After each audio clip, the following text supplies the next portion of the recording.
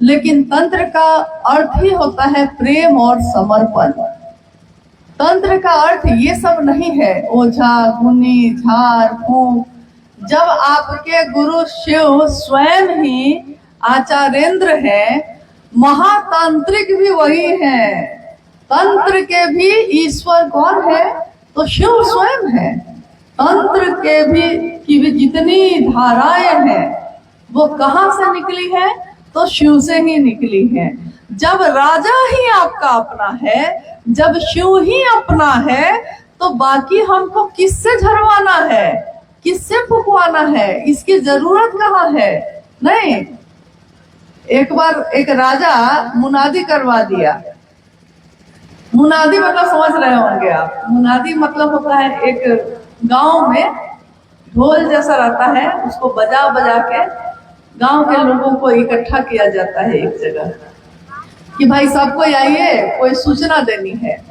तो एक राजा ने मुनादी करवाई अपने राज्य में कि अगले दिन कल मैं अपने महल का दरवाजा खोल दूंगा और मेरे महल में कल जितने भी लोग आएंगे वो सारे लोग जो छू लेंगे हाथों से, जो भी छू लेंगे वो चीज उनकी हो जाएगी।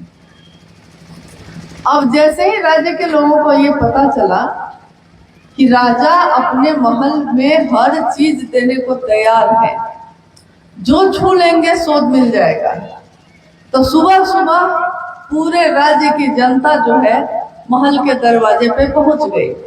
महल का दरवाजा खुला, प्रजा जो है जनता अंदर घुसी। कोई दौड़ के राजा का जो सिंहासन है, जो सोना का बना हुआ है, कोई उसको छूता है, कोई चांदी का बना हुआ सिंहासन है उसको छूता है, कोई बर्तन सोना का छू रहा है, कोई कुछ छू रहा है। जिसको जो छू रहा है मिल जा रहा है। और राजा अपने कुछ सिपाहियों के साथ एक तरफ कोने में खड़े होके सबको देख रहे हैं।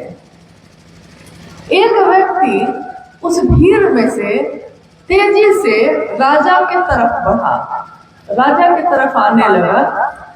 तो सिपाही लोग जो थे राजा के पास, उन्होंने रोका, कहा कि राजा के पास क्यों जा रहे हो? लेकिन राजा ने देख लिया तो राजा ने कहा कि आने दो। राजा को लगा कि शायद कुछ मांगना चाहता होगा, तो वो तेजी से राजा के पास आया और सीधे राजा को ही छू दिया, गया और सीधे राजा को छू दिया। अब तो सारे लोग स्तब्ध हो गए, इसने तो राजा को ही छू दिया है। तो जो राजा हो गया उसका, तो राजा की सारी चीजें किसकी हो गई? उसी की ना। जब राजा मेरा तो उसकी सारी चीज भी मेरी, जब शिव मेरा तो शिव की सारी चीज मेरी, जब शिव मेरा तो उनकी दया, उनकी धाराएं जितनी भी हैं, चाहे वो तंत्र हो, चाहे वो मंत्र हो, चाहे वो कुंडली साधना हो, उपासना हो, क्या ऐसा है जो शिव के शिष्य को उपलब्ध नहीं होगा? लेकिन वो मेरा हो जाए तब होगा ऐसा। और वो मेरा कैसे हो सकता है? मन ही मन उस शिव से दया मांगिए। हे शिव, आप मेरे गुरु। मशीन की तरह नहीं, आदमी की तरह, मशीन की तरह सीधे रटिएगा मत इसको। अपने मन में थोड़ा भाव लाइए और उस भाव से पुकारिए, पुकारिए स्वभाव से चिदानंद होइए। पुकारिए स्वभाव से, हे शिव आप मेरे गुरु हैं, मैं आपका शिष्य हूँ, मुझ शिष्य पर दया कर दीजिए, मुझ शिष्य पर दया कीजिए। मैं किसी की बेटी हूँ, मैं किसी की पत्नी हूँ, मैं किसी की बहू, किसी की कुछ, किसी की कुछ, लेकिन शिव को कहते हैं कि मैं आपकी शिष्य हूँ, मुझ शिष्य पर दया कर दीजिए। और शिव की दया हो जाए तो क्या ऐसा है जो इस भूतल पे उपलब्ध नहीं होगा? किम न शुद्धते भूतले, क्या ऐसा है जो इस भूतल पे सिद्ध नहीं हो सकता? मन मजबूत होता है तो शरीर की बीमारियां ठीक होती हैं, साहब ने अपने किताब में लिखा भी है, चर्चाओं में उन्होंने कितनी बार कहा कि मनुष्य की शारीरिक शक्ति से भी बलशाली होती है उसकी मानसिक शक्ति, और उसकी मानसिक शक्ति से भी बलशाली होती है आध्यात्मिक शक्ति। शरीर पे उन्होंने कहा कि एक गांव में आग लगा, तो गांव में एक व्यक्ति सालों से लकवा ग्रस्त था, लकवा मारे हुए था उसको, तो वो अपने बिस्तर से हिल नहीं सकता था। खाना पानी लैट्रिन पेशाब सब बिस्तर पे ही होता था सालों से। एक दिन आग लग गई, तो झारखंड में जैसे एक घर यहाँ है दूसरा घर वहां है, कहीं लग भी जाएगा तो दूसरे घर तक नहीं पहुंचेगा। लेकिन बिहार में चले जाइएगा तो एक घर यहाँ तो दूसरा घर उसी के दीवार पे चढ़ा के बना रहता है। अगर एक में लगा तो बारी बारी से सब में लगने लगेगा। तो वहां की घटना है कि आग लग गई, सब कोई चिल्लाने लगे। और जब प्राण का भय होता है तो उस समय आप देखिएगा कि हम भूल जाते हैं, ऐसे खूब कहते हैं मेरा अपना, तुम मेरे हो, तुम्हारे लिए हम चांद तारा तोड़ के लाएंगे। लेकिन जब प्राण का भय होता है तो सबसे पहले आदमी अपना प्राण बचा के भागता है। कोरोना आया था तो देखा था ना आपने, कोरोना आया था तो मेरे अपने को भी अगर कोरोना हो गया है तो हम उसको छू नहीं पाए थे हम लोग। प्राण का भय होता है तो पहले अपना प्राण बचाता है। तो घर के सारे लोग जो है वो प्राण बचा के बाहर भागने लगे। भागते हुए उन्होंने देखा कि जो व्यक्ति सालों से खटिया पे लेटा हुआ था, लकवा मारा हुआ था, वो सबसे आगे भागे जाता है, दौड़ के भागे जा रहा है। सबको लगा कि ये कैसे हो सकता है, इस सालों से हिलता नहीं था, हुआ क्या था। उसने देख लिया कि सारे सहारे छूट गए, कोई मुझको नहीं बचाएगा। जब तक उसको लगता रहा कि सब है मेरे लिए देखने वाला, वो अपना मानसिक शक्ति लगाया ही नहीं। लेकिन जब देखा कि सब भाग गया, अब हम तो जल के मर जाएंगे, तो उसने अपनी सारी मानसिक शक्ति इकट्ठी कर ली कि बचना है हमको, बचना ही है हमको। और उसने महादेव को पुकारा कि महादेव हमको बचाइए। और मानसिक शक्ति को आध्यात्मिक शक्ति का सहारा मिल गया, शरीर पर से उस चीज का प्रभाव ही खत्म हो गया। बताइए, अगर आध्यात्मिक ताकत लेकर आप अपनी मानसिक और शारीरिक बीमारी ठीक कर सकते हैं तो आपको क्या जरूरत है इन सब चीज करने की। सीधे महादेव से जुड़ जाइए और महादेव से दया मांगिए, उनकी चर्चा पूरा करिए, और जैसे आता है वैसे ही महादेव को प्रणाम करिए।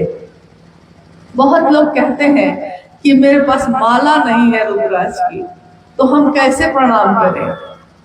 कोई इतना गरीब होता है कि अगले दिन वो क्या खाएगा इसके लिए भी सोचता है, तो उसके लिए मुश्किल है कि 200 की माला कहाँ से खरीदेगा। लेकिन माला प्रणाम नहीं करती, प्रणाम तो हमारा मन करता है, मेरा दिल करेगा प्रणाम। तो हम अगर कंकड़ पत्थर 108 बार रख के, कंकड़ से भी अगर जोड़ के महादेव को प्रणाम कर देंगे, तब भी महादेव उस प्रणाम को ग्रहण करते हैं। हम अपने सांस पे चढ़ाएंगे नमः और उतारेंगे शिवाय, तब भी महादेव उस प्रणाम को स्वीकार करते हैं। इसलिए प्रणाम देने की कोशिश करिएगा, कर्मकांड में मत रह जाइएगा कि कैसे करें, किधर से करें। जैसे आता है वैसे करिए, जिस भाषा में आता है उस भाषा में करिए। कुछ नहीं आता है तो नमः शिवाय सोचकर ही कर लीजिए, लेकिन करिए और एक निष्ठ रहिएगा। ये नहीं कि आज इसको पुकारा है कल उसको पुकारेंगे। महादेव के लोग अपने देवता नहीं बदलते, अपना आराध्य नहीं बदलते, अपने इष्ट को नहीं बदलते, अपने गुरु को नहीं बदलते। जो मान लिया, साहब महेंद्रानंद जी ने शिव को गुरु मान लिया तो मान लिया। अब सारी दुनिया एक तरफ हो जाए तब भी शिव ही उनके गुरु होंगे। किसी लड़के ने किसी लड़के से प्रेम कर लिया है, जाति से बेदखल कर दिया जाता है, गांव से निकाल दिया जाता है, लेकिन प्रेम कर लिया है तो प्रेम फिर किसी चीज की परवाह नहीं करता। प्रेम प्रेम होता है। शिव से भी हो जाए वो प्रेम तो पूरी दुनिया एक तरफ और शिव एक तरफ अगर होंगे तो शिव के शिष्य शिव को ही चुनेंगे, क्योंकि अगर राजा अपना होगा तो पूरी दुनिया अपनी हो ही जाएगी। कहाँ जाएगी? महादेव की दया, महादेव की करुणा कण कण में है, फैली है, बिखर रही है।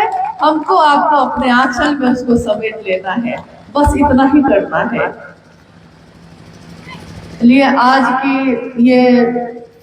आज का ये शिव गुरु महोत्सव जो यहाँ बालूमाथ और लातेहार के गुरु भाई गुरु बहनों ने आयोजित किया है, हम सबका सौभाग्य है, परम सौभाग्य है कि इसमें आने और आप सबों से भेंट करने का मौका मिला है।